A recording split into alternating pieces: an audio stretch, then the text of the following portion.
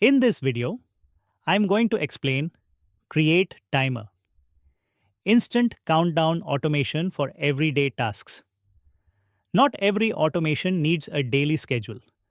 Sometimes you just need an appliance to run for a short time and switch off automatically when the job is done. Create Timer lets you start a one-time countdown for any switch.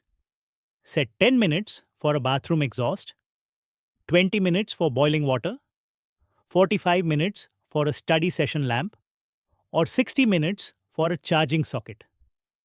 Once the timer ends, the appliance turns off automatically. No reminders, no forgetting.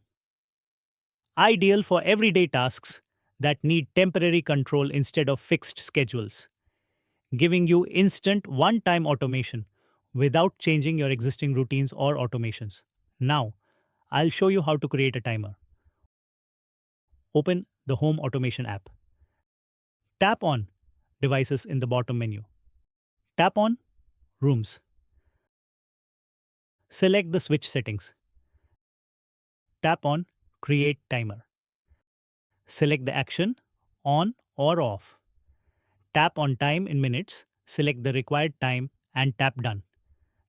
Now tap Create. That's it.